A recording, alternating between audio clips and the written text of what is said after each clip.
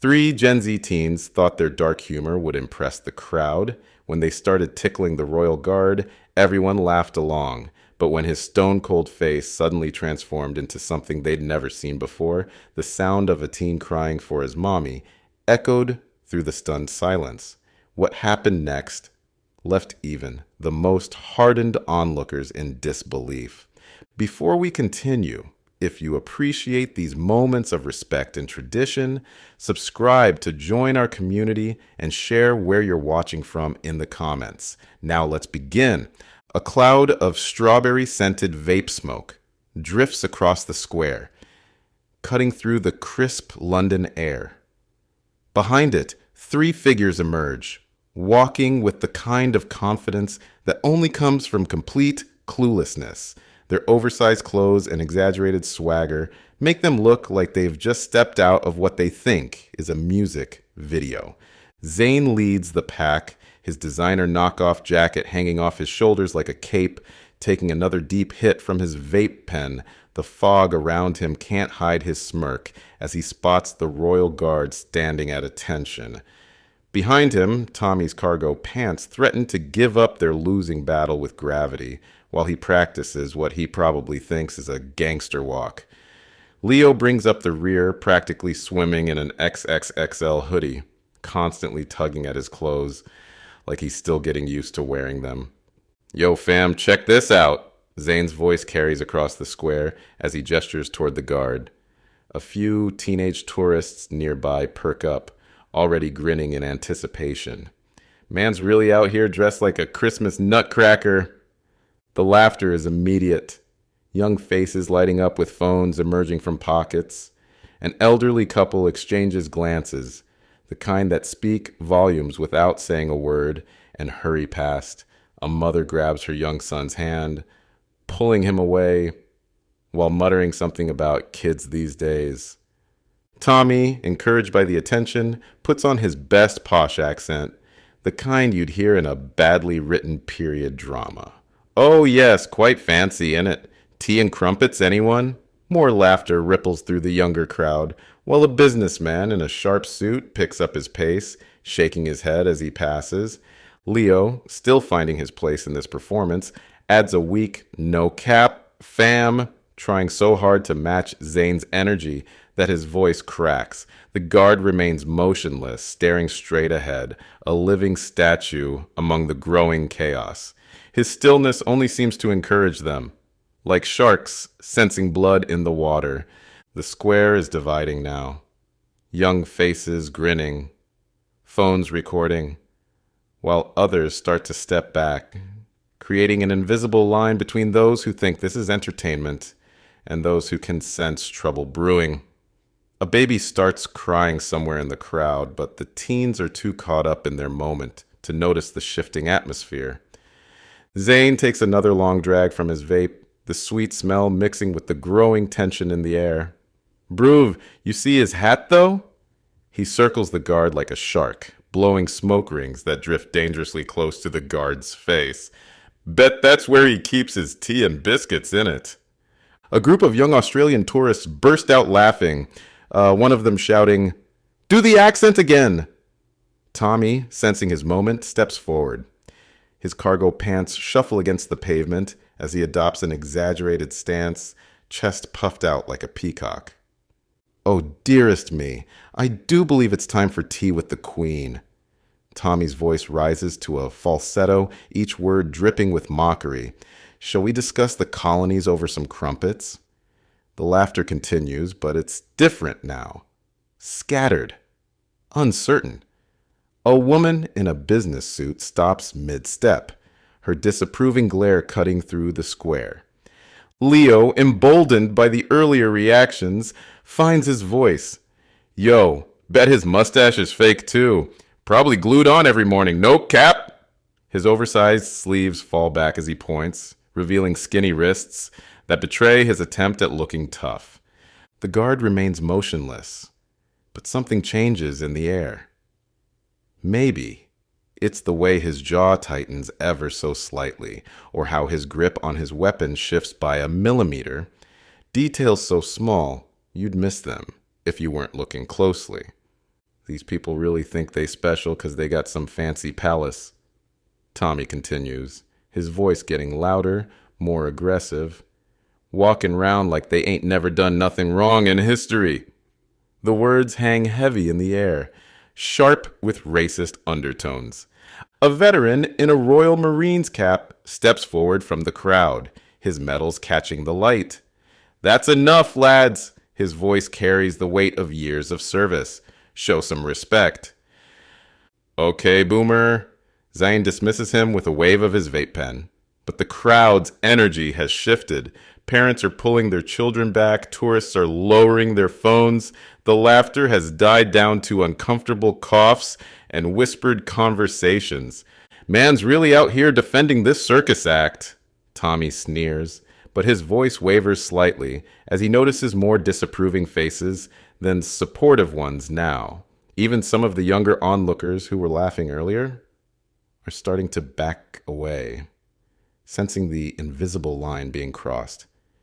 Leo glances between his friends and the increasingly hostile crowd, his attempts to adjust his oversized clothes becoming more nervous fidgets than fashion statements.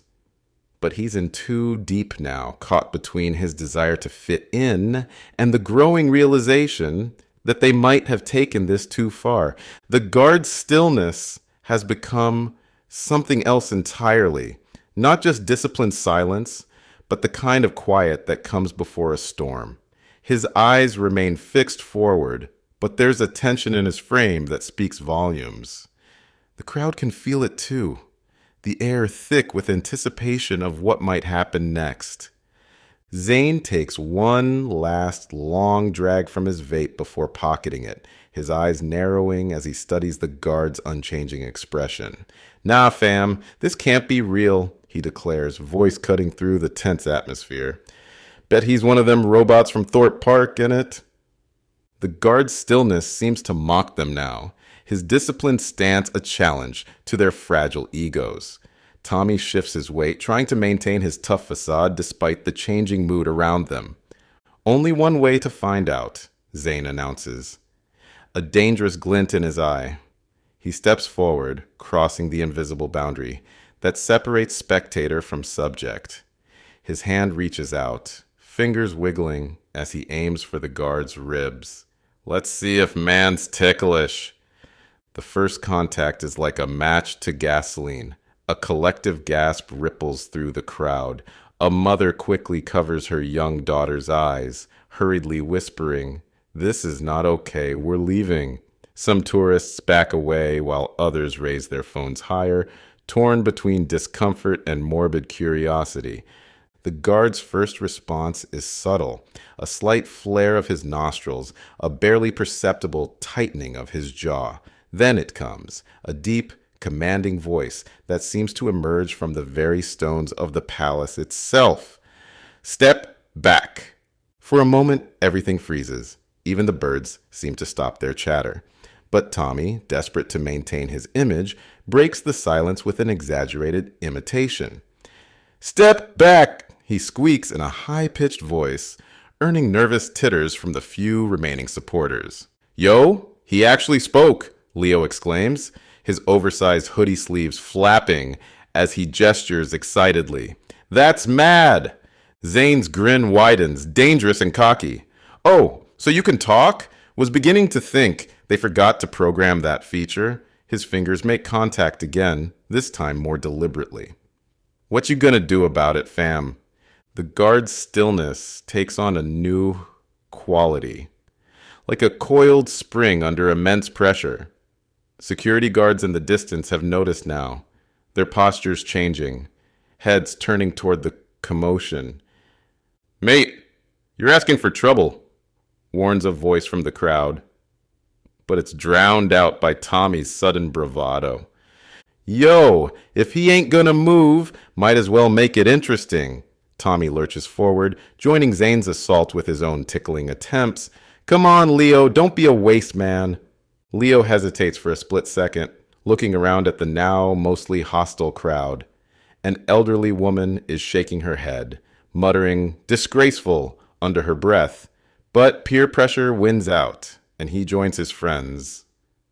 Three pairs of hands now invading the guard's personal space. The crowd has gone completely silent. Parents shield their children, tourists lower their phones, and even the most amused onlookers begin to back away. The guard's face remains forward, but something has changed. The tension in his jaw has spread to his entire body, like a dam about to break. The teens, oblivious to the warning signs, continue their assault. Man's really trying to hold it in. Zane laughs, but there's a nervous edge to it now. Bet he's dying to laugh. They don't notice the slight shift in the guard's stance, the way his fingers adjust their grip on his weapon, the almost imperceptible deep breath he takes. The crowd sees it, though. The ancient discipline of centuries of tradition, warring with the need to respond to this blatant disrespect. The air itself seems to crackle with tension, everyone watching knowing that something has to give. And in the distance, even the palace pigeons have gone quiet, as if they too sense the approaching storm. What happened next would be shared in hundreds of British Guard moments, compilations for years to come. The transformation was instant, like watching a statue come to life. The guard's head snapped toward them with military precision, his eyes blazing with the kind of authority that comes from generations of discipline. His next movement was a perfect pivot, the kind that would make drill sergeants weep with joy. "You dare mock the Queen's Guard? You pathetic little maggots!" The voice wasn't just loud. It was a controlled explosion, each word a precision strike that seemed to physically hit them. His next words came like artillery fire, each syllable striking with military precision.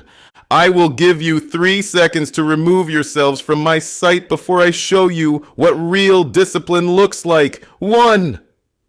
The roar echoed off the palace walls, making the ground seemingly vibrate. This wasn't just a guard speaking. This was generations of military might concentrated into a verbal bombardment. His parade ground voice, trained to command battalions, now focused entirely on 3 trembling teens. 2! The second number came with such force that several pigeons took flight in panic. Behind the thunderous countdown was the clear promise that nobody wanted to find out what came after 3. The effect was immediate. Leo's tough guy facade shattered like glass. His eyes went wide, mouth quivering, and then, in a voice that cracked with pure terror, "Mommy!" The cry echoed across the square, high-pitched and primal. His oversized hoodie seemed to swallow him as he stumbled backward, tears already streaming down his face. Tommy, who moments ago was swagger personified, suddenly looked like a deflating balloon. His legs turned to jelly, and as he tried to back away, his sagging cargo pants finally won their day-long battle with gravity. He tripped, sprawling backward, all pretense of toughness evaporating in an instant. Zane's reaction was perhaps the most telling. His vape pen clattered to the ground, the sound somehow audible in the deathly silence that followed the guard's command. He stood frozen, mouth opening and closing like a fish out of water. No trace of his earlier cockiness remaining. When he finally found his voice, all that came out was a stuttered, I. The crowd's reaction transformed too. The few who had been filming now held their phones with white-knuckled grips. Parents who had been shielding their children's eyes now watched with barely concealed satisfaction.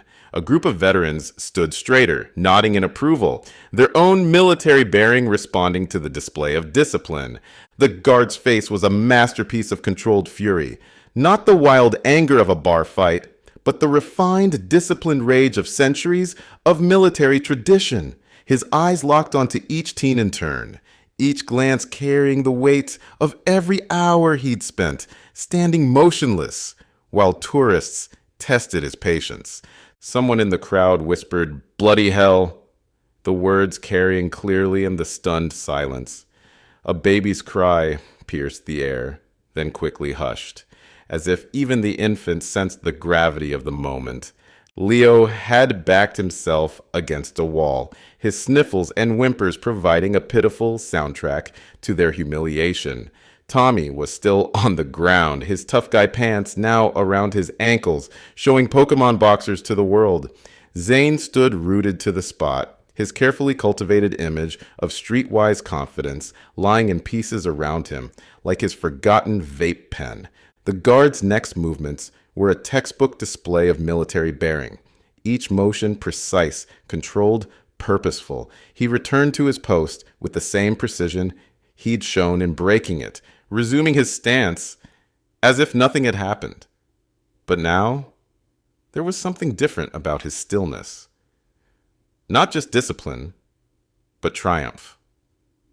The square remained frozen for a moment longer, the only movement being Leo's continued tears and Tommy's desperate attempt to pull up his pants while staying low to the ground. Then gradually, like a wave receding from shore, the crowd began to move again. Parents guided their children away, tourists lowered their phones, and the veterans gave one final approving nod before turning to leave. The three teens who had arrived full of misplaced confidence were left in various states of breakdown, one crying, one crawling, and one catatonic. Their attempt at humor had met centuries of discipline, and discipline had won without throwing a single punch. Someone started to applaud, and soon the whole square joined in, a thunderous appreciation for tradition standing firm against disrespect. What do you think about how these teens learned their lesson? Drop your thoughts in the comments below. Would you have stood up to them earlier, or did the guard's timing hit just right? Don't forget to destroy that like button. If you love seeing respect win, hit subscribe for more incredible moments like this, and ring that bell to join our notification squad. Trust me, you won't want to miss what's coming next. These palace guards have plenty more stories to tell.